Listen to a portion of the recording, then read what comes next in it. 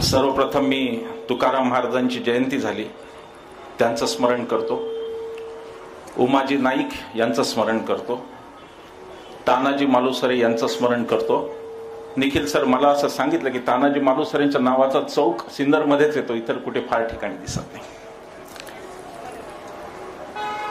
या सिन्नरमध्ये मागच्या 3 तारखेला 3 डिसेंबरला माझ्यावर नव्हता, आपल्या सगळ्यांवर एक वैचारिक हल्ला करण्यात आला. त्यानंतर ही मंडळी उभी राहिली आणि त्यांनी मला सांगितलं की काही झालं तरी तिथे आम्ही शेवटी चहा घेत होतो, जाताना पोलीस पण सोडायला आले होते. चहा घेताना ठरलं की आता याला उत्तर देणारी सभा सिन्नरमध्ये होणार आणि आज ती तुमच्या सगळ्यांच्या साक्षीने होती आहे. हल्ल्याचा मी पोलीसला त्रास दिला नाही, मी पोलीस कंप्लेंट केली नाही, कारण मला त्यात जायचं नव्हतं आपल्याला. पण मी त्या दिवशी देवेंद्र फडणवीसांना फोन केला होता आणि त्यांना सांगितलं होतं की राज्याचे गृहमंत्री म्हणून सांगतोय, भारतीय जनता पक्षाचे नेते म्हणून सांगत नाही. राज्याचे गृहमंत्री तुम्ही पण आमचे लोकसेवक आहात, आमचे लोकसेवक आहेत देवेंद्र फडणवीस. भारतीय जनता पक्षाचे नंतर आहेत, कारण देवेंद्र फडणवीसांचा उपमुख्यमंत्री म्हणून पगार आम्ही करतो, भारतीय जनता पक्षाचे लोक करत नाही. मी देवेंद्र फडणवीसांना फोन करून सांगितलं की तुमच्याकडून मला कोणत्याही कारवाईची अपेक्षा नाही, कारण करणारे तुमचेच आहेत. पण गृहमंत्री म्हणून याची नोंद घ्या की जे घडलं ते वाईट घडलेलं आहे आणि हा हल्ला तुमच्या तालुकाध्यक्षांनी केला याची नोंद करून घ्या. मला कॅमेरामन भाऊ बहिणींना मला विनंती करायची आहे की कृपा करून हा कॅमेरा लोकांवर फिरवा आणि देवेंद्र फडणवीसांना काय उत्तर दिलं सिन्नरनी ते दाखवा. की हे मी असं समजत नाही की कोणी तालुकाध्यक्ष वगैरे दिलेलं उत्तर आहे, हे देवेंद्र फडणवीस यांना सिन्नरने दिलेलं उत्तर आहे, याची देवेंद्र फडणवीसांनी नोंद घ्यावी. मला जर बरं वाटलं असतं, जर कदाचित दुसऱ्या दिवशी तालुकाध्यक्ष बदलला असता तरी मला बरं वाटलं असतं. पण भारतीय जनता पक्षाने सत्तेतल्या मुजोरीच्या सगळ्या पायऱ्या ओलांडल्या आहेत आणि आमचे लोक मारहाण करतील, हल्ले करतील, तुमच्यावरचे माईस हिसकावून घेतील तरी त्यांच्या नखालाही धक्का लागणार नाही याची व्यवस्था देवेंद्र फडणवीसांनी केली. आजची सभा आहे, मी समजतो की हे देवेंद्र फडणवीसांना उत्तर आहे असं मी समजतो. काय कारण होतं हल्ल्याचं, मी काय म्हणालो होतो, माझं भाषण कोणी ऐका. दत्ताभाऊंनी सांगितलं या आयुष्यात माझा एक कोणीतरी त्या हल्लेखोरांनी एक दाखवून द्यावा व्हिडिओ ज्याच्यामध्ये मी हिंदू धर्माबद्दल आणि आमच्या देवतांबद्दल वाईट बोललो. एक व्हिडिओ दाखवून द्या, सार्वजनिक आयुष्यातून निवृत्त होईल मी. एक व्हिडिओ माझा दाखवून द्या. काय म्हणालो मी त्या दिवशी? मी त्या दिवशी जेव्हा म्हणालो की मी पण हिंदू आहे, मी चांगला हिंदू आहे, रामनवमीला मी पण रामाच्या मंदिरात जातो, रामनवमीला मी पण सुंठवडा खातो, रामाची आरती, रामाचा पाळणा सगळं करतो, पण मला हिंदू म्हणून डीजेची गरज वाटत नाही असं मी म्हणालो. कारण आमचा हिंदू धर्म डीजेवर अवलंबून नाही, आवाजावर, गोंगाटावर अवलंबून नाही. एवढंच मी म्हणालो होतं हल्ला झाला. मी त्या हल्लेखोरांना सांगू इच्छितो, तुमचं नशीब चांगलं की मला त्या दिवशी सुचलं नाही. मला जर ते वेळेत सुचलं असतं आणि मी फक्त एवढं जरी म्हणालो असतो की चला सभा तर मी बंद करतो, भाषण मला करायचंच नाही तुमच्या समोर, पण आता एवढी सगळी माणसं जमलीत तर चला आपण रामरक्षा म्हणवतो. तुमच्यापैकी किती जणांना रामरक्षा आली असती मला माहिती नाही. असे तुम्ही रामभक्त, ज्यांना रामरक्षा येत नाही असे रामभक्त. हनुमान चालिसाचं ते एक त्या बाई करतात खासदार तिकडच्या, हनुमान चालिसा. महाराष्ट्रात आहे ना रामरक्षा आहे, भीमरूपी आमच्या आहेत ना, कशासाठी पाहिजे आम्हाला? पण ते चालू आहे.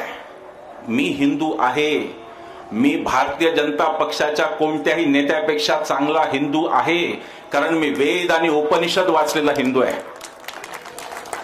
मी अशा घरात जन्माला आलो, माझे वडील काँग्रेसचे आजन्म सदस्य होते. माझे वडील आंघोळीनंतर 18 अध्याय गीता मुखोद्गत दररोज म्हणायचे. भारतीय जनता पक्षाच्या लोकांना किती अध्याय गीता आहे ते जरा विचारा एकदा, हे हिंदू आहेत म्हणे. आणि या देशात हिंदूंचा जो धर्मग्रंथ भगवद्गीता, त्याच्यावर भारतीय जनता पक्ष आणि संघाच्या एकाने एक छोटी पुस्तिकाही काढली नाही. त्याच्यावर गांधीजींनी लिहिलं, विनोबांनी लिहिलं, त्याच्यावर सगळ्या सेक्युलर लोकांनी लिहिलं. तुम्ही सांगता आम्ही हिंदू? तुम्ही जर हिंदू असाल तर तुम्ही नथुरामाचे हिंदू आहात, आम्ही रामाचे हिंदू आहोत. मला त्यांना इथून ठणकावून सांगायचं आहे की हिंदू माझा धर्म आहे आणि मी त्या सतरंजीवर बसलेलो आहे. मला हिंदू नाही म्हणून उठवण्याचा प्रयत्न कराल तर तुम्ही किती वाईट हिंदू आहेत हेच मी रोज लोकांना सांगेन. तुम्ही किती वाईट हिंदू आहे त्याचं दुसरं उदाहरण द्यायची गरज नाही. राम सत्यवचनी होते. तुमचा एक तरी नेता कधी खरं बोलतो का बघा आणि मग सांगा हिंदू आम्ही चांगला. हे कोणाचे हिंदू आहेत? हे रामाचे हिंदू नाहीत, हे त्या नथुरामाचे हिंदू आहेत, जो एक वाईट हिंदू होता. नथुराम हा अत्यंत वाईट हिंदू होता. त्याचं कारण त्यांनी दुसऱ्या एका हिंदूला म्हणजे महात्मा गांधींना, त्यांनी राम नाम घ्यायला ते जात होते प्रार्थनेला तेव्हा मारलं. गांधीजींच्या सभेत राम नाम घेतलं जायचं. अरे तू जर चांगला हिंदू असता तर निदान सभा संपल्यावर मारलं असतं की राम नाम घेऊन. हे असे हिंदू म्हणण्याला कलंक असलेली ही मंडळी आम्हाला हे हिंदू धर्म शिकवणार. विनोबांनी सांगितलं हिंदू म्हणजे हिंसेपासून दूर राहतो तो. यांना तर हिंसेशिवाय एकही दिवस जमत नाही. जो सच्चा हिंदू, मरताना हे राम म्हणणारा हिंदू, त्याला तुम्ही प्रार्थनेच्या आधी मारलं. तुम्ही आम्हाला सांगता हिंदू काय असतो? आम्ही तुम्हाला शिकवतो हिंदू काय असतो, हिंदुत्व काय असतं. आम्ही शिकवू तुम्हाला. शिकण्याची तयारी असली तर सांगा, त्याचे क्लासेस लावू. सिन्नरमध्ये येऊन तुम्हाला शिकवू की हिंदू म्हणजे काय असतो, हिंदू म्हणजे नेमकं काय. 2 महिला भगिनी आमच्या नग्न पळतायत मणिपूरमध्ये. त्यांच्या मागे हजारोचा जमाव बलात्कार करण्यासाठी धावतो आणि त्याच्याबद्दल न बोलणारे चांगले हिंदू असतात का? मागच्या निवडणुकीत छत्रपतींचा आशीर्वाद. अरे शिवाजी महाराजांनी मणिपूरमध्ये तुम्ही जे काय केलं ते पाहिल्यानंतर शिवाजी महाराजांनी कडेलोट केला असता तुमचा, की माया बहिणींची आबरू कुठे घालवली तुम्ही असं म्हणाले असते. हे हिंदू, हे चांगले हिंदू म्हणवतात स्वतः. गांधीजींची परवा पुण्यतिथी झाली. का मारलं गांधीजींना? खोटं नाटं, सतत खोटं. रामाचा एकही गुण यांच्यात नाही. न हे सत्यवचनी, न एक पत्नी, न एक बाणी, काहीच नाही. गांधीजींना का मारलं? 55 कोटीचे बळी असं सांगितलं जातं. ते झूट आहे, नौटंकी आहे. 55% मुद्दा, 55 कोटींचा मुद्दा येण्याच्या आधी सुद्धा 6-7 प्रयत्न तुम्ही गांधीजींना मारण्याचे केले. ते का केले होते हा मुद्दा आहे. नथुरामाने काय आधी प्रयत्न केला नव्हता असं नाही. 55 कोटीच्या खोट्या कसा रचल्या. 55 कोटीची कथा इतकी खोटी आहे की खरं म्हणजे भारताची जेव्हा विभागणी झाली, फाळणी झाली, तेव्हा भारताच्या खात्यामध्ये 300 कोटीची रक्कम होती, ज्यातली 225 कोटी आपल्या भारताच्या वाट्याला आली, 75 कोटी पाकिस्तानच्या वाट्याला गेली. त्यातले 20 कोटी देऊन झाले होते. आणि गांधीजी फक्त एवढंच म्हणत होते की आपण जो करार पाकिस्तान बरोबर केला हा एका स्वतंत्र देशाने दुसऱ्या एका देशाबरोबर केलेला पहिला आंतरराष्ट्रीय करार आहे, आणि तो जर मोडला तर जगभरात आपली नाचक्की होईल की हा देश करार मोडतो आणि आपला जगातलं रेप्युटेशन संपेल. म्हणून गांधीजींनी सांगितलं की ते जे तुम्ही कबूल केले ते देऊन टाका. त्याच्या बदल्यात त्यांनी गांधीजींना मारलं. राष्ट्रपित्याची हत्या करणारी ही विचारधारा राष्ट्रवाद शिकवते आपल्याला. राष्ट्रपित्याची हत्या यांनी केली, त्याच्या भोवती अनेक खोटी लागली. ते बाकी सगळं जाऊ द्या. RSSनी एकदा तरी नथुराम गोडसेचा निसंदिग्ध निषेध केला का? हे RSSनी सांगावं. RSSनी सांगावं राष्ट्रीय स्वयंसेवक संघाने की त्यांनी गोडसेचा कधीतरी निषेध केलेला आहे का हे सांगावं. आणि RSSनी हेही सांगावं की त्यांनी कधीतरी मनुस्मृती जाळली का हेही RSSनी सांगावं. मग हिंदूंचं बोलावं. हिंदूंचे त्राता तर ते होते डॉक्टर बाबासाहेब आंबेडकर. त्यांनी मनुस्मृती जाळून 97% हिंदूंना इथल्या मुक्त केलं. बाबासाहेबांनी मनुस्मृती जाळली ती फक्त दलितांसाठी असा समज कृपया करून घेऊ नका. माझी आई, माझी बहीण, माझी बायको या सगळ्या पण शूद्र होत्या मनुस्मृतीप्रमाणे. त्यांना सुद्धा 97% भारताला जर कोणी माणसात आणलं असेल तर ते डॉक्टर बाबासाहेब आंबेडकर. आणि आज आम्ही जे बोलतोय ते त्यांनी दिलेल्या अधिकारावर बोलतोय आणि आम्ही हे बोलत राहू. रामाचं नाव घेऊ नका. राम ही खाजगी जायदाद झाली का भारतीय जनता पक्षाची? राम ही खाजगी जायदाद आहे. तुम्ही चांगले हिंदू आहात का? मी उद्धव ठाकरेंचं अभिनंदन करतो. ते काळाराम मंदिरात होते त्या दिवशी. बाबासाहेबांनी जिथे मुक्तीचा लढा दिला, बाबासाहेबांनी राम सगळ्यांचा आहे जिथे सांगितलं तिथे उद्धव ठाकरे होते. बाकी कोणी मराठी भय्ये नादी लागून गुजरातच्या कुठे कुठे गेले मला माहिती नाही, पण इथे उद्धव ठाकरे उभे होते. तेव्हा हिंदू हे आहे हे तुम्ही सांगू नका. सांगायचं असेल तर हिंदू कोड बिलाची होळी तुम्ही का केली ते पण सांगा. हिंदू कोड बिल जे बाबासाहेबांनी आणलं होतं, ज्याच्यानुसार हिंदूंच्या आमच्या आया बहिणींना पण 50% जायदादीत हिस्सा मिळणार होता, ते हिंदू कोड बिल तुम्ही का जाळलं ते तुम्ही सांगा आणि मग तुम्ही हिंदुत्वाच्या बद्दल बोला. पण एकीकडे सुरू करायचं वेगळा धर्मवाद, धर्माची काहीतरी अफूची गोळी लोकांना द्यायची आणि सांगायचं की हे हिंदू विरोधी. कोण हिंदू विरोधी? राम मंदिराला इथे बसलेल्या काय जे 3000 लोक असतील, 2500 असतील, राम मंदिराला या देशातल्या एकाही माणसाचा विरोध नाही. रामाला या देशातल्या मुस्लिम बांधवांचा सुद्धा विरोध नाही. एकही कोणी म्हणलं नाही की राम मंदिर असावं. मुस्लिम बांधवांनी कित्येक ठिकाणी स्वागत केलं राम मंदिराचं. विरोध जर असला तर आमचा देव तुमच्या राजकारणासाठी, घाणेरड्या राजकारणासाठी वापरण्याला आहे. विरोध जर असला तर मंदिराचा उपयोग शूद्र मतपेटीचं राजकारण शूद्र तुमचं ते करण्यासाठी आहे. कारण 2014 तुम्ही खोटी आश्वासनं देऊन जिंकली. 2019ला तुम्ही खोटा राष्ट्रवाद पुलवामाचा ज्याची चिरफाड सत्यपाल मलिकांनी तुमच्याच माणसांनी केली जे राज्यपाल होते. 2024ला तुम्हाला रामाशिवाय पर्याय नाही, कारण दाखवण्यासारखं एकही काम नाही. आणि एक हिंदू म्हणून मी म्हणतोय की आमच्या रामाचा उपयोग तुमच्या मतपेटीसाठी करायचा नाही, हे मी हिंदू म्हणून बोलतो. जाहिरात पाहिली आपण राम मंदिराची, त्याच्यात राम छोटे आहेत आणि मोदीजी मोठे आहेत, त्यांना धरून चाललेत हाताला घेऊन. रामाचा एवढा मोठा अपमान कोणी नाही केला. दुसऱ्या एका जाहिरातीत रामलल्ला आपले जो त्रिभुवनातला राम आहे, त्रिभुवन कीर्तीचा राम आहे, त्याला मोदीजी म्हणे घर देत आहेत. प्रभू रामचंद्र म्हणतात की मोदीजी 22 पर्यंत सगळ्यांना तुम्ही घर दिलं, मला द्याल असं वाटतं. अरे यापेक्षा रामाचा मोठा अपमान कोणता आहे? जो त्रिभुवनाला सांभाळतो त्याचं घर मोदीजी त्यांना देणार. पण हा अपमान त्यांना दिसत नाही जे हल्ले करायला आले आणि आम्हाला सांगायला आले की रामावर बोलायचं नाही, मोदीवर. त्यांना हे दिसत नाही कारण ते त्यांचे गुलाम आहेत, ते त्यांचे मालक आहेत. मोदी शहा त्यांचे मालक आहेत, त्यांना हे दिसणार नाही. शंकराचार्य कुठे होते? आमचे चारी हिंदू धर्माचे प्रमुख आहेत शंकराचार्य 4. त्यांना तुम्ही प्रोटोकॉल दिलेला आहे, त्यांना लाल दिव्याची गाडी आहे, त्या अर्थी ते धर्माचे प्रमुख आहेत. ते कुठे होते? शंकराचार्य का नव्हते राम मंदिरच्या उद्घाटनाला? आणि त्याच्या पुढचा प्रश्न, पौष महिना हिंदूंसाठी वर्ज महिना आहे, कोणतंही शुभ कार्य होत नाही. निवडणुकीसाठी तुम्ही रामाला वेठीला धरला आणि पौष महिन्यात प्रतिष्ठापना केली. ही तुम्हाला रामनवमीला करता आलीच, रामनवमीचा उत्तम मुहूर्त होता.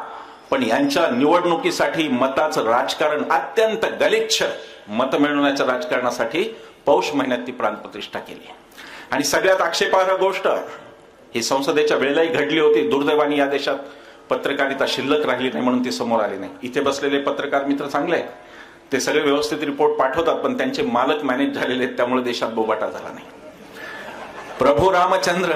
प्रभू रामचंद्रांनी जी उष्टी बोरं खाल्ली शबरी मातेची, त्या शबरी मातेची प्रतिनिधी आज आपल्या महान भारताच्या देशाच्या गौरवाची गोष्ट आहे, राष्ट्रपती द्रौपदी मुर्मू. त्यांना तुम्ही संसदेच्या कार्यक्रमातून बाहेर का ठेवलं? द्रौपदी मुर्मूंच्या हस्ते रामाची प्रतिष्ठापना का झाली नाही? त्या आदिवासी आहेत म्हणून झाली नाही की त्या स्त्री आहेत म्हणून झाली नाही? कोणतं कारण होतं की त्या नव्हत्या? डॉक्टर मनमोहन सिंगांचा एक फोटो नंतर सोशल मीडियावर प्रकाशित झाला. त्याच्यामध्ये डॉक्टर मनमोहन सिंग अक्षरधाम मंदिराचं उद्घाटन करतात दिल्लीच्या. त्यांच्या शेजारी लालकृष्ण अडवाणी उभे आहेत आणि त्यांच्या बाजूला राष्ट्रपती उभे आहेत त्या काळचे. या देशात सोमनाथचा जीर्णोद्धार राष्ट्रपतींच्या हस्ते झाला होता. मग आता राष्ट्रपती बाहेर का? राष्ट्रपतींना निमंत्रण का नाही? त्या आदिवासी आहेत म्हणून नाही की स्त्री म्हणून नाही? याचं तुम्ही देशाला स्पष्टीकरण द्या, मग तुमच्या रामभक्तीचं आम्ही बोलू.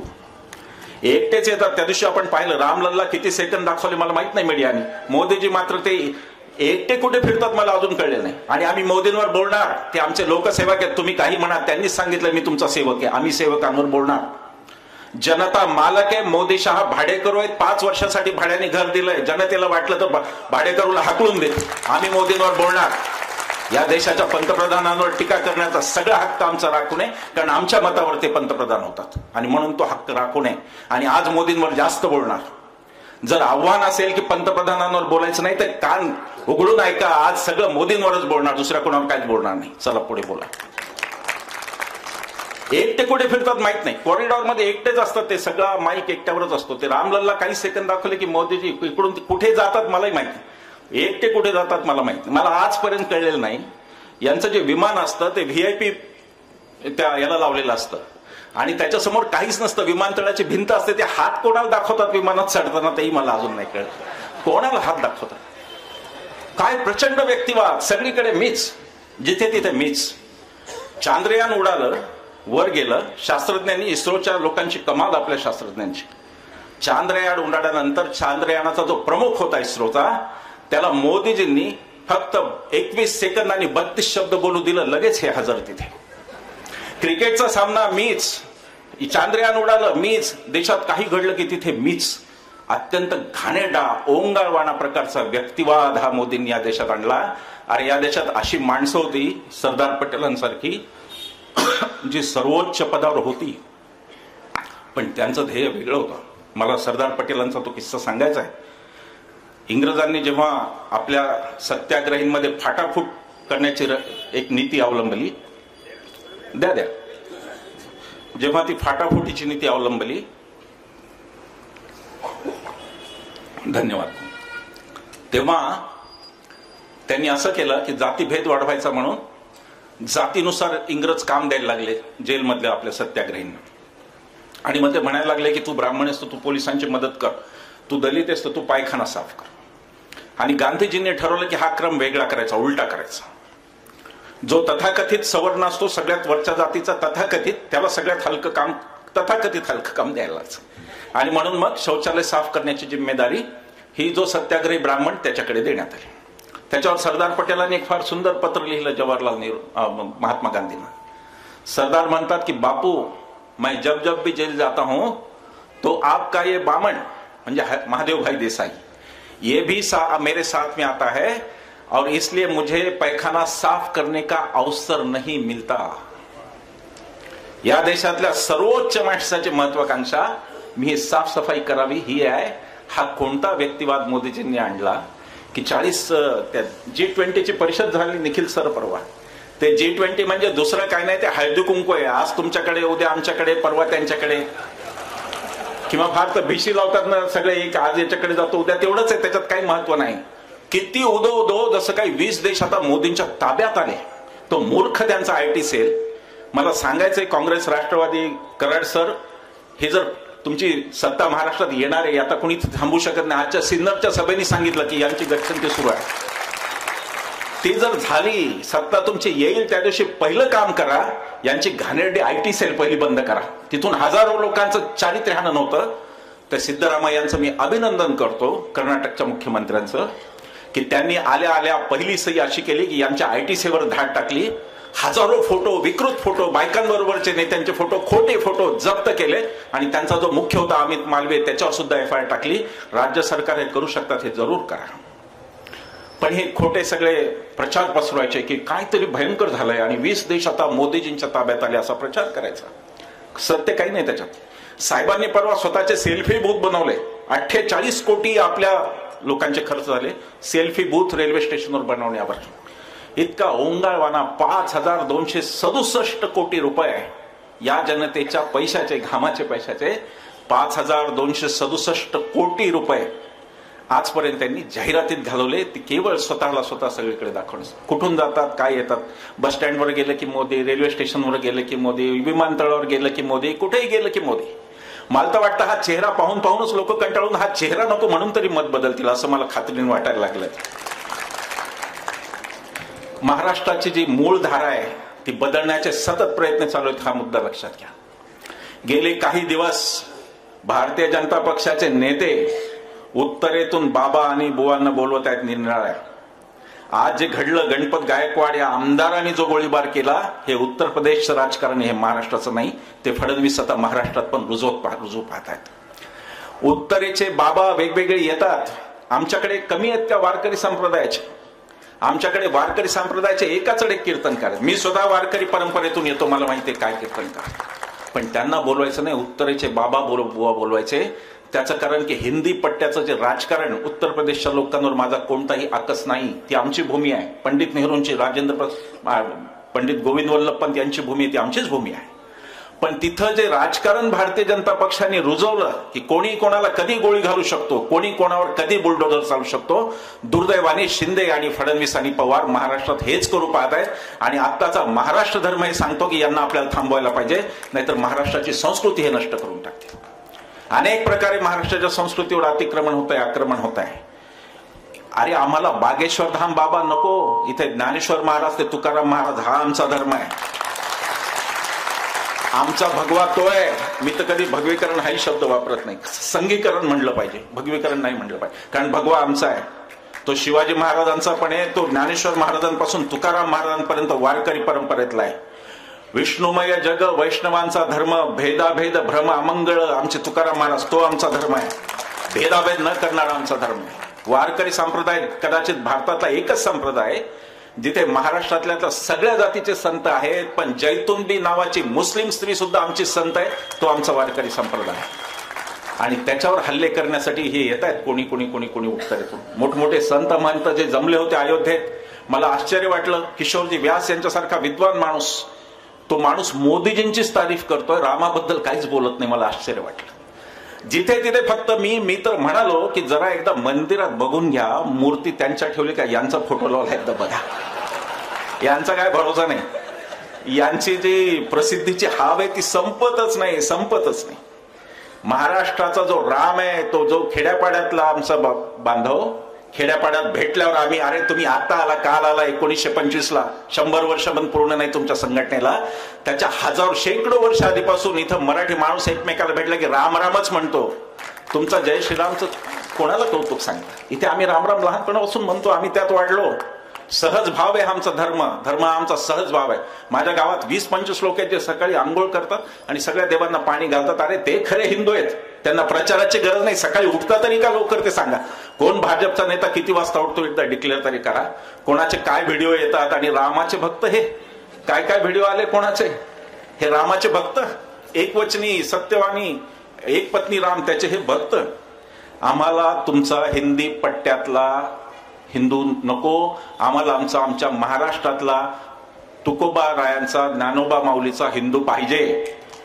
आणि म्हणून हा महाराष्ट्र धर्म आहे. आता महाराष्ट्रच यांना रोखू शकतो, कारण बाकी सगळ्या प्रदेशांनी हात टेकलेले आहेत, पण तो महाराष्ट्र शिवरायांचा महाराष्ट्र आहे. हा शिवरायांचा महाराष्ट्रच हा बदल घडू शकतो. महाराष्ट्रातल्या 48 जागा, आता मी सगळ्यांना म्हणत होतो गाडीत की आपण फक्त 48 हा आकडा फेसबुकवर आपल्या डीपीला लावायला पाहिजे की आता आम्ही 48 जागांवर तुम्हाला हरवून दाखवू. आणि मी तुम्हाला सांगतो, जर महाराष्ट्राने चमत्कार घडवला तर हे सरकार जाणार. पण सतत हिंदू मुस्लिम अमका तमका करायचं आणि लोकांना वास्तवापासून दूर न्यायचं. आज फक्त मोदीजीवर बोलायचं ठरवलंय. त्याचं कारण कालचा व्हिडिओ, डोकं उठवणारा व्हिडिओ, त्यात हेही सांगितलं की परत जाताना कोणी काय केलं तर अरे तुम्ही कुठे जिम्मेदार, तुम्ही तर मारामारी करणार आहे, तुम्ही काय जिम्मेदारी घेणार कशाची. तेही सांगतो. आजच्या सभेत सांगतोय, बागळे सर पण बोलणार आहेत. जर आम्हाला धक्का लागला जाताना येताना काही, त्यांनी सांगितलं की हिंदुत्ववादी संघटना काही करू शकतात, तर ती जिम्मेदारी सर्वश्री देवेंद्र फडणवीस आणि महाराष्ट्रातल्या पोलिसांची आहे. आणि तुम्ही आमचे प्रतिनिधी आहात, तुम्ही आमचे उपमुख्यमंत्री म्हणून तिथे आहात, तुम्ही भारतीय जनता पक्षाचे संघ परिवाराचे अभाविपचे मुख्यमंत्री म्हणून तिथे नाही. आणि धमक्यांना आम्ही भीक घालणार नाही. आम्ही परत येऊन पुन्हा बोलत राहू. मी पुन्हा येईन म्हणा म्हटलं मी निखिल सरांना की आम्ही पुन्हा येऊ आणि आम्ही पुन्हा तुमच्यावर बोलू. तेव्हा ही धाकदपटशा करू नका. गुजरात मॉडेल मित्र हो आपल्याला विकलं होतं 2014ला. त्या गुजरात मॉडेलचं सच, मी आता थोडा आर्थिक गोष्टींकडे येतो, कारण ते असेंनी बोलून झालं की सगळीकडे राष्ट्रवाद, तिरंगा मोहीम, घर घर तिरंगा हर घर. अरे तुम्हाला काल कळला, माझ्याकडे 42 पासून माझे वडील स्वातंत्र्य सैनिक होते. इथे बसलेल्या सगळ्यांचे पूर्वज स्वातंत्र्य आंदोलनात लढलेत आणि आमच्या घरी तिरंगा 42 पासून आहे. तुमच्याकडे आज आला, तुम्हाला त्याचा आत्ता वाटतंय. राष्ट्रीय स्वयंसेवक संघाच्या नागपूरच्या मुख्यालयावर तिरंगा पहिल्यांदा 55 वर्ष फडकला नव्हता देश स्वतंत्र झाल्यावर. तो आता 2002ला फडकला ना. आता आम्हाला कौतुक सांगायचं, हर घर तिरंगा घर घर. आम्हाला माहिती आहे तिरंगा तुमच्यापेक्षा जास्त चांगला कळतो, तो आमच्या जास्त मनात आहे. आम्हाला त्याच्या प्रदर्शनाची गरज वाटत नाही. हे सगळं एकीकडे धर्मवाद, एकीकडे राष्ट्रवाद खोटा, आणि याच्या आड लपवायचं ते सगळं आर्थिक वास्तव. मित्र हो, ही लढाई आर्थिक आहे. लोक म्हणतात की मोदीजींना काय, त्यांना काय परिवार आहे का, ते कोणासाठी कमवतील, कशाला भ्रष्टाचार करतील. आता मला माहित नाही, मी तर फार साधा सरळ माणूस आहे. पण एक व्हॉट्सअप आपल्याला खूप शिकवतं आजकाल. एक व्हॉट्सअप आला होता बा, मी काही मोदीजींचा त्याचा संबंध लावत नाही, मी काही कोणाला गब्बर सिंग म्हणत नाही, पण ते व्हॉट्सअप जरा समांतर वाटला मला थोडासा. तो म्हणजे त्याचं लॉजिक वाटलं. व्हॉट्सअप असा आला होता की गब्बर सिंगला तरी कुठं परिवार होता, पण तरी तो करतच होता, असं व्हॉट्सअप आला होता. मी नाही, ते व्हॉट्सअपवर कोणीतरी पाठवलं त्या. या देशाचं अर्थकारण कुठे चाललंय त्याच्यावरती मी 2-5 मिनिटं बोलणार आहे. त्याच्या आधी मी गुजरात मॉडेल जे 2004ला विकलं, ज्याच्या आधारे देशात भ्रम पसरवला की काहीतरी भयंकर चांगलं मॉडेल गुजरातचं, त्या मॉडेल बद्दल मी 2 मिनिटं बोलणार आहे. गुजरातमध्ये 38% लोकांना आजही सकस अन्न मिळत नाही, न्यूट्रिशनल फूड मिळत नाही. महागाईचा दर देशातला 7.41, तो गुजरातचा जवळपास 8%चा आहे, 7.95. महागाई गुजरातमध्ये जास्त आहे. शिक्षणात यांचा गुजरात 5वा आहे आणि शिक्षणात चांगल्या शाळा काढल्या म्हणून मनीष सिसोदिया जेलमध्ये आहे. दोष एकच होता, चांगल्या शाळा काढल्या. यांना वर्गात पहिले येता येत नाही, पहिला आलेल्याला अटकेत टाकायचं, एवढंच यांना येतं. 5वा आहे शिक्षणामध्ये गुजरात. आणि त्यात ह्या गुजरातला ऑक्सिजन उद्धव ठाकरेंनी दिला कोरोना काळात. सतत उठायचं आणि ते कोरोना काळाचे हिशेब, तर ते हिशेब फार मोठे आहेत. मी पुन्हा सांगतोय, जबाबदारीने सांगतोय, अरे तुमच्या गुजरातला ऑक्सिजन आमच्या महाराष्ट्राने दिला. तुम्ही कशाच्या गुजरात मॉडेलच्या गप्पा मारता? आजही गुजरातच्या आरोग्याची हालत काय. पण दोष मात्र उद्धव ठाकरेंना. मी सांगतो, परत प्रत्येक सभेत सांगतो की उद्धव ठाकरे आणि राजेश टोपे यांनी ज्या पद्धतीने कोरोना हाताळला देशात, इथं तो कुठल्याही ठिकाणी हाताळला, कुठल्याही ठिकाणी. अरे तुमच्या राज्यात गंगेत प्रेत वाहून गेली कोरोना काळात. योगीजी मुख्यमंत्री, तेही पुन्हा हिंदू धर्माचं विद्रूपीकरण आहे. योगी संन्यासी पदावर बसू शकत नाही, त्याला निर्मोही व्हावं लागतं, त्याला कोणताही मोह ठेवता येत नाही. ते योगी तिथे बसलेत आता मुख्यमंत्री. हे आम्हाला हिंदू धर्म सांगणार. संन्याशाची कर्तव्य वाचा, संन्याशांनी कसं अनासक्त राहायचं, संन्याशांनी कोणतंही पद कसं घ्यायचं नाही ते वाचा, आणि तुम्ही कोण मुख्यमंत्री खासदार संन्याशांना करता ते बघा. तो मुद्दा अर्थात वेगळा. गुजरातच्याकडे परत गाडी आणू. गुजरातमध्ये 37% घरांमध्ये स्वच्छ इंधन नाही. गुजरातमध्ये नाही. सगळ्यात शरमनाक गोष्ट, सावित्रीबाई फुलेंचा महाराष्ट्र आहे. अरे आमचा तुम्ही उणीदोणी काढत बसता, पण हा महाराष्ट्र सगळ्यांना पुरून उरतो. सावित्रीबाई फुलेंच्या महाराष्ट्रात जे कधी घडलं नाही ते गुजरातमध्ये दरवर्षी घडत आहे. गुजरातमध्ये 22% मुली दरवर्षी शाळा सोडतात. 22% म्हणजे हे मॉडेल, हे विकासाचं मॉडेल तुम्हाला आमच्या देशाचं आणायचं ते हे मॉडेल आहे का? दारिद्र्यरेषेखाली गुजरातमधले 21.4% लोक आहेत दारिद्र्यरेषेच्या खाली. आता ती दारिद्र्यरेषा तिची तर पाक चेष्टा उडून टाकली. जाहिराती पेपरला पाहतो आम्ही की 13 कोटी लोक दारिद्र्यरेषेच्या वर आले. अरे मग 80 कोटी लोकांना धान्य का देत आहे? ते जर दारिद्र्यरेषेच्या खाली नाही. खोट सर्रास उठायचं, फक्त खोटं बोलायचं, याशिवाय दुसरं काही नाही. काही बाजारभाव मी वाचून दाखवत असतो, आज मी दाखवणार नाही, पण महत्वाच्या गोष्टी सांगतो. पेट्रोल डिझेल मनमोहन सिंगांनी सोडलं तेव्हा 66 रुपये होतं, आज पेट्रोल 107 रुपये आहे. डिझेल 52 रुपये होतं, ते 95 रुपये. गॅस 410 रुपये होता, तो आज 837 रुपये आहे. कर्ज भारताचं वरचं 461 बिलियन US$ होतं, त्या 1669 US बिलियन $, म्हणजे 4 पट कर्ज तुमच्या माझ्या डोक्यावरचं वाढलेलं आहे काही कारण नसताना. त्याच्यातली पुन्हा भयानक गोष्ट अशी की भागवत कराड आपले महाराष्ट्राचे मंत्री आहेत, अर्थराज्यमंत्री, त्यांनी संसदेत सांगितलं, कराडांमध्ये केवढा फरक आहे कराड सर, कमाल. त्यांनी संसदेत सांगितलं की 14 लाख कोटीची कॉर्पोरेट कर्जमाफी दिली गेली. 14 लाख कोटी. त्याच्यावर गुजरात मधला एक RTI ऍक्टिव्हिस्ट, गुजरातमध्ये खूप चांगले लोक आहेत काही काही, आणि गुजरात पहिलं आपल्या बापूंचा सरदारांचा आहे, पटेलांचा, मग त्यांचा आहे. गुजरात आपलाच आहे. गुजरातमधून एका RTI ऍक्टिव्हिस्टनी RBIला विचारलं, रिझर्व्ह बँकेला, त्यांनी तो आकडा 25 लाख कोटीचा सांगितला. म्हणजे 9 लाखाची 6 आणि 5 11 लाखाची तर हातोहात फसवणूक संसदेतच झाली. त्याच्यापेक्षा सगळ्यात दुःखात मोठी गोष्ट दुःखाची, त्याच अर्थ राज्यमंत्र्यांनी सांगितलं की 5 वर्षात शेतकऱ्यांना मात्र 1 रुपयाचीही कर्जमाफी दिलेली नाही केंद्र सरकारने. शेतीची स्थिती फार वाईट आहे. तुम्ही सिन्नर वगैरे चांगल्या भागातले लोक, शेती चांगली आहे, पण शेतीची स्थिती इतकी वाईट आहे की मागच्या 1 वर्षात 2023च्या एकट्या बीड जिल्ह्यामध्ये 257 शेतकऱ्यांनी आयुष्य संपवलेलं आहे. शेतीची स्थिती इतकी वाईट आहे की नागपूरला यांचं आता हिवाळी अधिवेशन चालू होतं, त्याच आठवड्यामध्ये 5 शेतकऱ्यांनी एकट्या यवतमाळ जिल्ह्यातल्या आयुष्य संपवलं. कांद्याचा प्रश्न असो, ऊसाचा प्रश्न असो, टोमॅटोचा प्रश्न असो, सोयाबीन, आज विदर्भ मराठवाडा सोयाबीनवर आहे. 10,000चं सोयाबीन आज 4300 रुपयावर यांनी आणलं. सतत शेतीमालाच्या भावाशी खेळायचं, शेतकरी उद्ध्वस्त करायचा. आणि म्हणून मी वागळे सर तुमच्या उपस्थित, कराड सर, असीमच्या उपस्थित अनेकदा सांगितलं, पण तुमच्या दोघांच्याही उपस्थितीत सांगतो की 2024 साली मोदी शहा निवडून येणार नाहीत, कारण त्यांचा शेतकरी पराभव करणार आहेत. या 10 वर्षात जर सगळ्यात फटका कोणाला बसला तो शेतकरी आणि कामगारांना बसला. कराड सर इथे असताना मी कामगार कायद्यांचं काय बोलू, कामगारांना देशोधडीला लावणारे किती कायदे कोणी केले, कराड सर उपस्थित आहेत, मी, माझा तो अधिकार नाही ते असताना बोलायचा. कामगारांना देशोधडीला लावलं, शेतकऱ्याला देशोधडीला लावलं. शहरी आणि व्हॉट्सअपमध्ये गुंतलेला समाज यांचा पराभव करणार नाही. हा जो 10 वर्ष फटका खाल्लेला माणूस आहे, शेतकरी आहे, कष्टकरी आहे, तो यांचा पराभव करणार आहे. त्यांच्या भरोशावर मी म्हणतो की मोदी शहा निवडून येणार नाही 24ला. स्थिती काही यांची फार फेवरची नाही, हे सांगत राहोत, वेळ मिळाला तर त्याच्याकडे पण येऊ. पण ज्या पद्धतीने बोललं जातं, ज्या पद्धतीने सांगितलं जातं, 2 मिनिटं फक्त यांच्या भ्रष्टाचारावर बोलतो. यांचा सगळ्यात मोठा भ्रष्टाचार नोटाबंदीचा होता. लोकांना वाटलं चूक झाली, काहींना वाटलं की एखादा निर्णय चुकतो. आठवतंय तुम्हाला, रात्री 8ला ते आले, आज रात 12 बजे के बाद ती तर इतकी हौस आहे, बाप रे बाप. कोरोना काळात काही कारण नव्हतं. बांगलादेशच्या शेख हसीना यांनी सुद्धा लोकांना 3 दिवसाची मुदत दिली होती. ज्याला दिसं जायचं यांना हिरोगिरी करायची दरवेळेला. आणि मग आज रात देश बंद होगा, आज रात काहीतरी घडणार, हे सांगण्याची भयंकर हौस. आपण जबाबदार आहोत, आपण पंतप्रधान आहोत. अरे या देशाने काय पंतप्रधान पाहिले. मी पहिल्या सगळ्यांचे सांगत बसत नाही, फार वेळ जाईल. पण डॉक्टर मनमोहन सिंग, त्या माणसाने 6 कायदे देशात आणले. सामान्य माणूस, शेतकरी, कष्टकरी यांचं आयुष्य बदलणारे सगळ्यात परिणामकारक कायदे डॉक्टर मनमोहन सिंगांच्या काळात आले. देशात कोणी उपाशी राहू नये म्हणून अन्न सुरक्षा योजना मनमोहन सिंग. भूमी अधिग्रहण कायदा शेतकऱ्याला 4 पट मोबदला देणारा मनमोहन सिंग. RTI माहितीचा अधिकार Manmohan Singh. Right to education शिक्षणाचा अधिकार मनमोहन सिंग. आदिवासींना वनाधिकार मनमोहन सिंग. मनरेगा कष्टाला हाताला काम देणारी मनमोहन सिंग.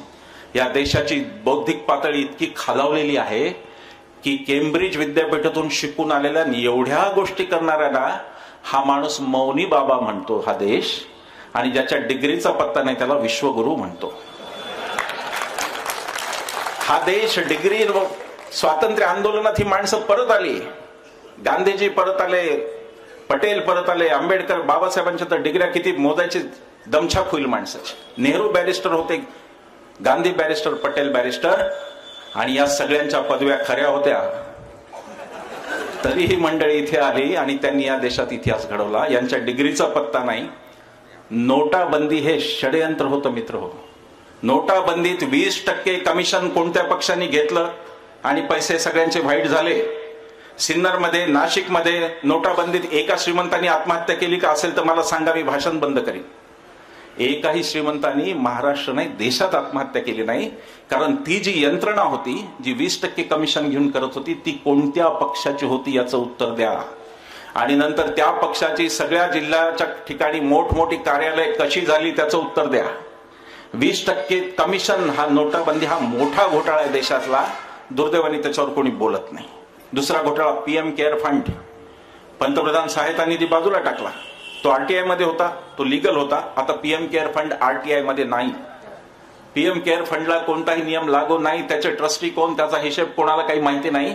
त्या PM केअर फंडात एकट्या आपल्या सरकारी कंपन्या, नेहरूंच्या कंपन्या विकतच जगतात.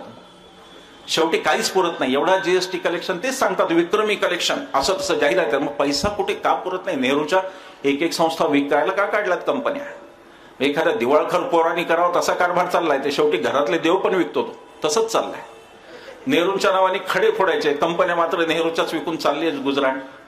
नेहरू तर काय म्हणजे तर व्हॉट्सअप भक्त काय, बाप रे बाप. नेहरू तर सगळ्यात, मी त्याच्यावर थोडा वेळ मिळाला कारण आपल्याला सगळ्यांना निखिल सरांना ऐकायचं म्हणून मी आज काही फार बोलणार नाही. पण नेहरूंनी परवा 1-2 वर्षाखाली एक सभा अशीच होती, प्रश्नोत्तर होती. त्याच्यानंतर तुमच्या ठाण्यामध्येच होती, पोखरकरची. एक विद्वान उभे राहिले म्हणजे नेहरूंचं असं तसं तुम्ही काय बोलता ते असं तसं. मी म्हणलं अहो साहेब आपण कुठे शिकलात. ते म्हणले मी IITतून शिकलो. म्हणलं मग ती नेहरूंनीच केली, ते काय मोदींनी नाही केली, IIT नेहरूंनी केली. भ्रष्टाचार सगळ्यात जास्त करणारं भारतातलं सरकार हे मोदीजींचं सरकार आहे.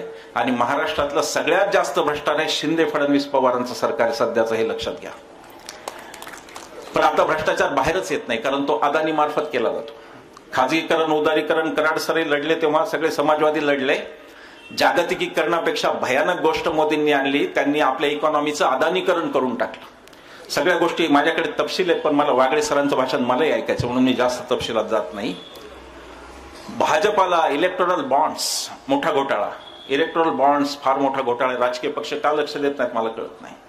इलेक्टोरल बॉन्ड म्हणजे कंपन्यांनी द्यायचे पैसे त्याचं नाव घोषित करायची गरज नाही. कोणत्या पक्षाला द्यायचे त्यांनी ठरवायचं. भारतीय जनता पक्षाला 5270 कोटी रुपये मिळालेत इलेक्टोरल बॉन्ड मधून. तोच पैसा येतो इथे जे म्हणतात ना भाजपाकडे पैसाच पैसा आहे, सुखात आहेत सगळे, तो इथला तो हा पैसा आहे. कोविड काळामध्ये 40,000 कोटीचा घोटाळा केला तो मी बाहेर काढीन असं बसवराज यत्नाळ नावाचे भाजपचेच आमदार सगळीकडे सांगत फिरतायत. आणि म्हणे मोदीजींना काय आहे, ते कशासाठी भ्रष्टाचार करतील. मोदीजींची घोषणा होती न खाऊंगा न खाने दूंगा. त्याच्या पुढे घोषणा होती ती तुम्हाला लक्षात आली नाही. न खाऊंगा न खाने दूंगा. खाने वाले हर एक को भाजपा में लाऊंगा, अशी ती घोषणा. 70,000 कोटीचा घोटाळा अजितदादांवर तुम्ही आज आरोप करता. सत्यप्रिय रामाचे हे बंदे चेले प्रभू रामचंद्राचं नाव घेतात सत्यप्रिय असण्याचे, सत्यवचनी आहेत म्हणे. हे 70,000 कोटीचा घोटाळा करतात, चौथ्या दिवशी अजितदादा मंत्रिमंडळात दिसतात. हे कोणती शिक्षा आहे बा? प्रत्येक घोटाळेबाजाला ही शिक्षा आवडेल? हजारो कोटी खा आणि मंत्रिमंडळात जा, किती छान शिक्षा आहे. ईडी, मी आता आसिम बोललाय, थोडं मी जास्त बोलणार नाही. देशमुखांची केस मी खूपदा सांगितली. संजय राऊतांची केस काय आहे? अनिल देशमुखांची केस मी खूप त्याचे व्हिडिओ उपलब्ध. राऊतांची केस अशी आहे की 50 लाख भावाकडून उसने घेतले होते. ते 50 लाख राज्यसभेच्या प्रत्येक त्यांच्या अफिडेव्हिट मध्ये दाखवलेले आहेत. ते 50 लाख परत पण केले, मनी लॉन्ड्रिंग म्हणून त्यांना अटक केली. कोर्टाने सांगितलं, हायकोर्टने, की अटकच चुकीची आहे मुळात. हे सांगितलं. जमानतीचा विषय पुढचा राहतो. संजय राऊतांना छळलं, देशमुखांना छळलं. देशमुखांच्या केसमध्ये 100 कोटीचा दावा लावला, शेवटी 1.71 कोटीचा भ्रष्टाचार म्हणाले आणि एकही पुरावा नाही. कोर्टात सांगितलं की हिअरसे म्हणजे सांगोवांगी आम्ही लावलेली चार्जशीट. हे सरकार, हे ईडी कोणाच्या इशाऱ्यावर चालतंय? उद्या ज्याची सत्ता येईल त्याला ईडीचे पहिले 25 अधिक घरी पाठवावे लागतील, सस्पेंड करावे लागतील, त्याशिवाय ही ईडी सुधारणार नाही. हे कोणाच्या इशाऱ्यावर काम करतात? ईडी कोणाचा पगार घेते? आमचा पगार घेते. नोकरी भाजपाची करते. ईडी नोकर मोदी शहांची नाही, भारतीय जनतेची यंत्रणा आहे ईडी. पण ती ईडी पूर्णतः तिचं विद्रुपीकरण झालं आणि आज ती विरोधी पक्षनेत्यांनी, मगाशी आसिमनी सांगितलं, तो रेट त्यांनी सांगितला कन्व्हिक्शनचा. याचा अर्थ 200 माणसांना जर जेलमध्ये घातलं तर त्यातले पैकी एकाचा गुन्हा हे सिद्ध करतात, असं त्यांचं रेकॉर्ड आहे ईडीचं. आणि ते ईडी सगळीकडे आता वरही लागली. नितीश कुमारला ईडीचा धाक, ममता बॅनर्जीला धाक. जाणारे जातील. महाराष्ट्रातूनही काही पळपुटे गेले ईडीला घेऊन, पण बाकीचे खंबीरपणे उभे आहेत. त्यात अनिल देशमुख आहेत, त्यात संजय राऊत आहेत. हे माणसं उभी येतात. या माणसाच्या हिमतीला दाद दिली पाहिजे की जेलमध्ये जाऊन पण पुन्हा ती आज माणसं सरकारवर बोलत आहेत. या माणसांना दाद दिली पाहिजे. आम्ही ईडीच्या विरुद्ध आंदोलन करणार होतो 9 ऑगस्टला, ऑगस्ट क्रांती दिनाला. ईडीने अर्ध्या तासात आमचे उत्पल, ते अर्ज घेऊन गेले पोलीस स्टेशनला, उत्पल आमचं. त्यांनी अर्ध्या तासात आम्हाला परवानगी नाकारली. कशासाठी ईडीला पाठीशी घालताय महाराष्ट्र पोलीस? काय संबंध आहे ईडीचा आणि महाराष्ट्र पोलीसचा की तुम्ही ईडीच्या विरुद्ध आम्हाला आंदोलन करू देत नाही? काय संबंध आहे?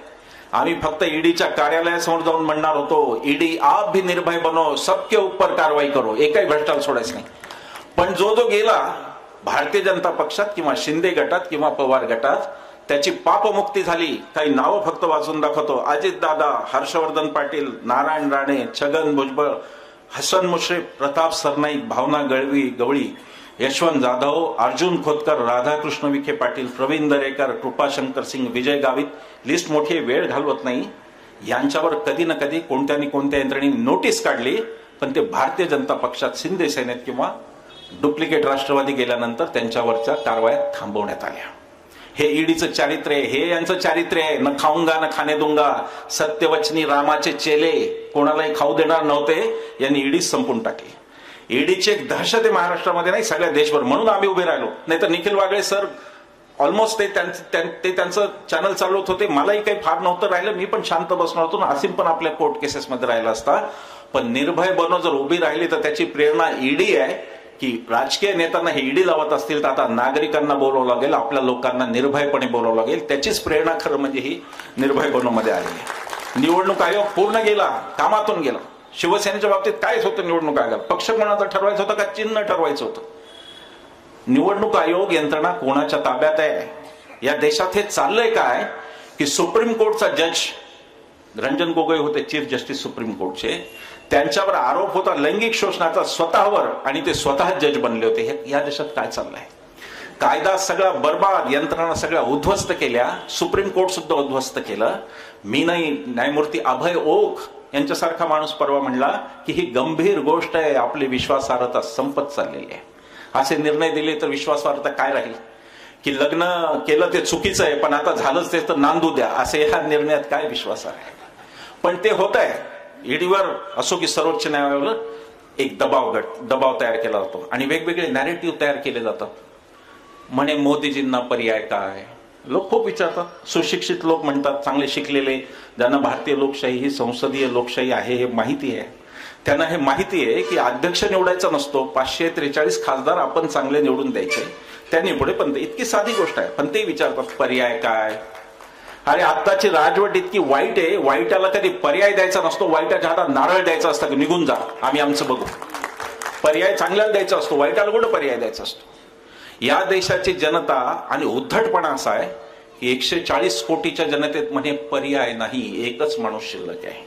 याचा अर्थ सगळ्या 140 कोटी जनतेला बेवकूफ बनवण्याचं काम चाललंय की फक्त एकच माणूस आहे आणि म्हणून तुम्ही आता लोक उठतायत विरोधात. महाराष्ट्रात अनेक ठिकाणी मोदी रथ जिथे जिथे गेला सगळीकडे आपली भावंड शेतकरी आपले उठून विचारतात की अरे मोदी सरकार नाही भारत सरकार म्हण, हे सांगतायत त्या अधिकाऱ्यांना. अधिकाऱ्यांवर हल्ले होत आहेत, हल्ले कोणी करू नये, यंत्रणेवरचा हल्ला मला कोणताही मान्य नाही, तो करू नये. ईडीवर परवा हल्ला झाला पश्चिम बंगालमध्ये, वाईट घटना आहे, पण ईडीने स्वतःची इज्जत इथपर्यंत का आणून ठेवली हा मुद्दा आहे. एका शेतकऱ्याच्या खात्यात 435 रुपये होते, त्याच्यावर ईडीने धाड घातली. भारतीय जनता पक्षाच्या एका नेत्याने सांगितलं की हा शेतकरी माझ्या विरोधात जातो, ईडीने त्याच्यावर धाड घातली तामिळनाडूमध्ये. तुमची किंमत स्वतःच्या हाताने ठेवून घ्या, जर वाहवत जाल तर लक्षात ठेवा एक दिवस सत्ता बदलणार आहे आणि त्या दिवशी तुमचे फार बुरे दिन सुरू होणार आहेत. हे सगळ्या सरकारी अधिकाऱ्यांनी आणि यंत्रणेने लक्षात घेण्याची गरज आहे की अतिशय बुरे दिन नंतर सुरू होणार आहेत.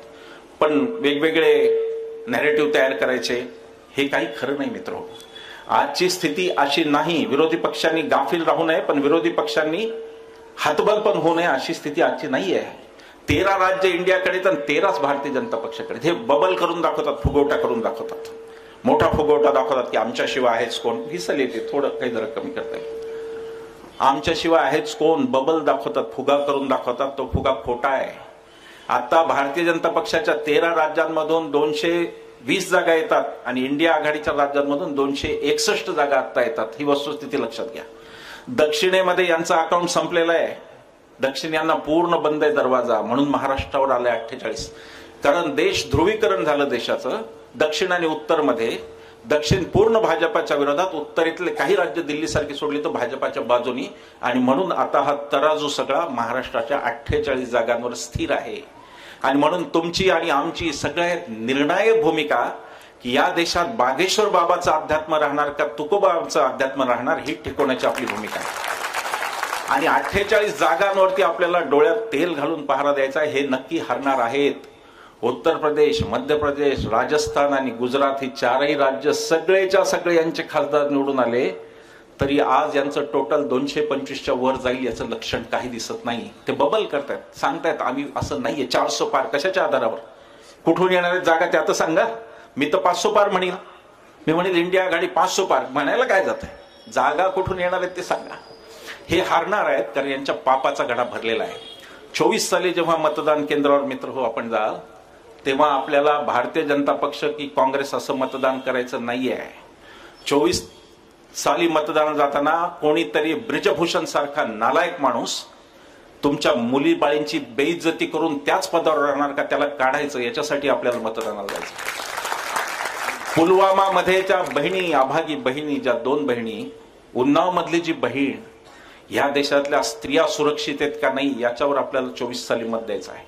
24 मोठा महत्वाचा काळ आहे. अतिशय महत्वाची गोष्ट आहे. सजग राहा, सावध राहा. 48 जागांमध्ये यांचं जर का आपण कंबरड मोडलं तर देशात हे सत्तेत येतील अशी स्थिती नाही. आणि यांच्यात अंतर्गत धुसफूस एवढी आहे की 50 जागा जरी भारतीय जनता पक्षाच्या कमी झाल्या तरी नितीन गडकरी पंतप्रधान पदावर दावा केल्याशिवाय राहणार नाही. हे संपत आलेलं आहे. हा दिवा विस्ताना मोठा होतोय. हा दिवा विस्ताना मोठा होतोय. मोदी शहांनी 10 वर्षाचं जे शासन केलं, इकडे फडणवीसांनी जे राज्य केलं, त्या सगळ्या राजकारणाला महाराष्ट्राने थारा जर दिला तर देश संपला. महाराष्ट्राविना राष्ट्र गाडा न चाले. तो विषय अधिक खोलात निखिल वागळे सर बोलतायत म्हणून मी ते बोलणार नाही. पण मी एवढंच सांगेन, शेवटी राष्ट्रकवी रामधारी सिंह दिनकर यांचा एक 4 ओळी करून मी थांबणार. त्यांनी असं लिहिलं की समर शेष है, युद्ध अजून बाकी आहे. समर शेष है, नहीं पाप का भागी केवल व्याध. जो बाण लावून मारतो, शिकार करतो, तो एकटा भागीदार नाही आहे. समर शेष है, नहीं पाप का भागी केवल व्याध. जो चुप रहेगा समय लिखेगा उसका भी अपराध. थांबतो. धन्यवाद.